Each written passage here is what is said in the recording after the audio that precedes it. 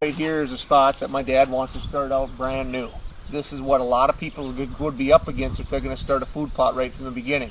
This was sprayed probably a week ago or so. As you can see, it's starting to die, but there's a lot more that's going to happen. What the plan is for here is to probably let this die a little bit more so that we can burn it. We can't get a tractor up here, so we got to burn it to get rid of a lot of this residue so that we can actually till it up with that implement that we'll show you here in just a second.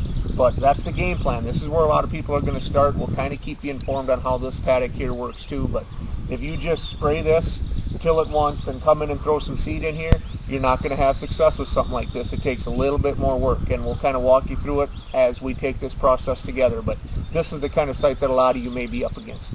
One spraying, wait a while, burn the residue off on a small half-acre piece like this so that you can actually till it, let that growth come back again, spray it again, and then you'll be ready to seed your clover in, or whatever, seed your food plot seed in.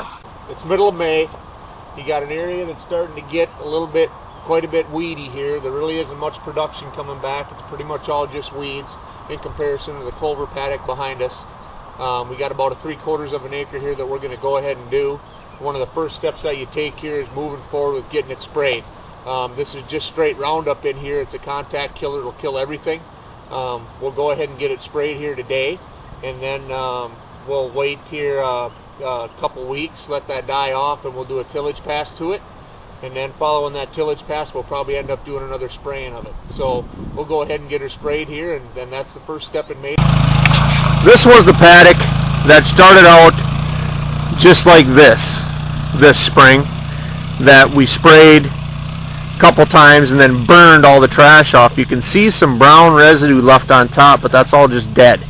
So what we're doing right now is, in preparation to seed it, is you can see it's a little bit cloddy. It's not too bad, but what we're doing right now is we're dragging this field, this paddock. You can see them way over there. We're dragging this paddock to go ahead and seed it, and the drag is just going to break up the clods just a little bit more in an effort to go ahead and get it seeded here. You can see them running around the back side of the paddock over there. There's a little bit of green right here. You see that little patch right there? You don't want your paddocks looking like that when you go to seed it, because that's just going to end up being mostly weeds in that area right there. So this site was sprayed twice. We burned it to burn a lot of the residue and stuff off, the dead residue. And then here about a week ago, Dad had worked it, and we're going to get her seeded here today. Here we're getting her seeded now. We're getting this thing seeded now. He just runs a little packer behind the four-wheeler just like that other paddock. But what we're going to do with this site is go ahead and drag it again after it's seeded, just to cover the seed a little bit. Again, you don't want that seed too deep. You just kind of want it laying on top with just, a little bit of dirt sprinkled over it. Actually, when you're done seeding, you should be able to walk around out here and see some seed here and there. But you can see the little seeder that's attached to the back of the four-wheeler. It works really well for these paddocks that are just a little bit bigger.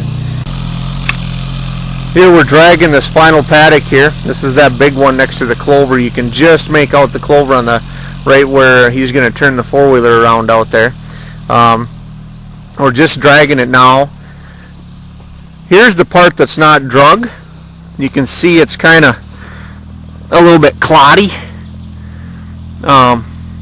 So we're going to try to get that worked up, and then this is what it looks like after it's simply drug.